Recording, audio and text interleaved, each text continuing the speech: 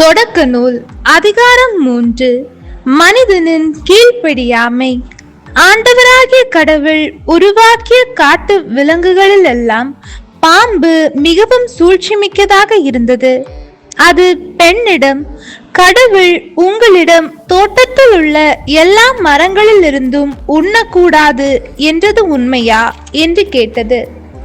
பெண் பாம்பிடம், தோட்டத்தில் இருக்கும் மரங்களின் பழங்களை நாங்கள் உண்ணலாம், ஆனால் தோட்டத்தின் நடுவில் உள்ள மரத்தின் கனியை மட்டும் நீங்கள் உண்ணக்கூடாது, அதை தொடவும் கூடாது, மீறினால் நீங்கள் சாவீர்கள் என்று கடவுள் சொன்னார் என்றாள்.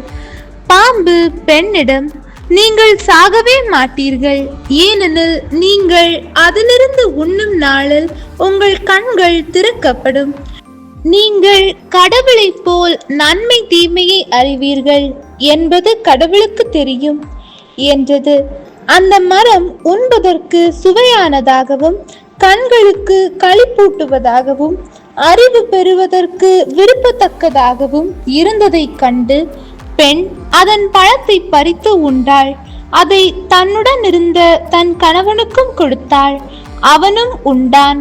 அப்பொழுது அவர்கள் இருவரின் கண்களும் திறக்கப்பட்டன. அவர்கள் தாங்கள் ஆடையின்றி இருப்பதை அறிந்தனர். ஆகவே அத்து இலைகளை தைத்து தங்களுக்கு ஆடைகளை செய்து கொண்டனர். மென் காற்று வீசிய பொழுதினிலே தோட்டத்தில் ஆண்டவராகிய கடவுள் உலவிக் கொண்டிருந்த ஓசையை கேட்டு மனிதனும் அவன் மனைவியும் ஆண்டவராகிய கடவுளின் திருமுன்னிலிருந்து விலகி தோட்டத்தின் மரங்களுக்கு இடையே ஒளிந்து கொண்டனர். ஆண்டவராகிய கடவுள் மனிதனை கூப்பிட்டு, நீ எங்கே இருக்கின்றாய் என்று கேட்டார். உம் குரல் ஒலியை நான் தோட்டத்தில் கேட்டேன், ஆனால் எனக்கு அச்சமாக இருந்தது, ஏனெனில் நான் ஆடையின்றி இருந்தேன், எனவே நான் ஒளிந்து கொண்டேன் என்றான் மனிதன். நீ ஆடையின்றி இருக்கின்றாய் என்று உனக்கு சொன்னது யார்? நீ உண்ணக்கூடாது என்று நான் விலக்கிய மரத்திலிருந்து நீ உண்டாயோ என்று கேட்டார். அப்பொழுது அவன், என்னுடன் இருக்கும்படி நீர் தந்த அந்த பெண் மரத்தின் கனியை எனக்கு கொடுத்தாள், நானும் உண்டேன் என்றான். ஆண்டவராகிய கடவுள், நீ ஏன் இவ்வாறு செய்தாய் என்று பெண்ணை கேட்க, அதற்கு பெண், பாம்பு என்னை ஏமாற்றியது, நானும் உண்டேன் என்றாள்.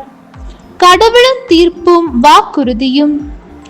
ஆண்டவராகிய கடவுள் பாம்பிடம், நீ இவ்வாறு செய்ததால் கால்நடைகள், காட்டு விலங்குகள் அனைத்திலும் சபிக்கப்பட்டிருப்பாய். உன் வயிற்றினால் ஊர்ந்து உன் வாழ்நாள் எல்லாம் புழுதியை தின்பாய். உனக்கும் பெண்ணுக்கும் உன் வித்துக்கும் அவள் வித்துக்கும் பகையை உண்டாக்குவேன். அவள் வித்து உன் தலையை காயப்படுத்தும், நீ அதன் குதிங்காலை காயப்படுத்துவாய் என்றார். அவர் பெண்ணிடம், உன் மகப்பேற்றின் வேதனையை மிகுதியாக்குவேன், வேதனையில் நீ குழந்தைகள் பெறுவாய், ஆயினும் உன் கணவன் மேல் நீ வேட்கை கொள்வாய், அவனோ உன்னை ஆழ்வான் என்றார். அவர் மனிதனிடம், உன் மனைவியின் சொல்லை கேட்டு உண்ணக்கூடாது என்று நான் கட்டளையிட்டு விலக்கிய மரத்திலிருந்து நீ உண்டதால் உன் பொருட்டு நிலம் சபிக்கப்பட்டுள்ளது. உன் வாழ்நாளெல்லாம் வருந்தி அதன் பயனை உழைத்து நீ உண்பாய். முட்செடியையும் முட்புதரையும் உனக்கு அது முளைப்பிக்கும். வயல்வெளி பயிர்களை நீ உண்பாய். நீ மண்ணிலிருந்து உருவாக்கப்பட்டதால் அதற்கு திரும்பும் வரை நெற்றி வியர்வை நிலத்தில் விழ உழைத்து உன் உணவை உண்பாய். நீ மண்ணாய் இருக்கிறாய், மண்ணுக்கே திரும்புவாய் என்றார். மனிதன் தன் மனைவிக்கு ஏவாள் என்று பெயரிட்டான், ஏனெனில் உயிருள்ளோர் எல்லோருக்கும் அவளே தாய்.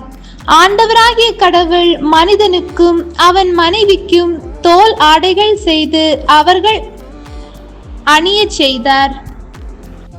பின்பு ஆண்டவராகிய கடவுள், மனிதன் இப்பொழுது நம்முள் ஒருவர் போல் நன்மை தீமை அறிந்தவன் ஆகிவிட்டான், இனி அவன் என்றென்றும் வாழ்வதற்காக வாழ்வன் மரத்திலிருந்தும் பறித்து உண்ண கையை நீட்டிவிடக் கூடாது என்றார். எனவே ஆண்டவராகிய கடவுள் அவன் உருவாக்கப்பட்ட அதே மண்ணை பயன்படுத்த அவனை ஏதேன் தோட்டத்திலிருந்து வெளியே அனுப்பிவிட்டார்.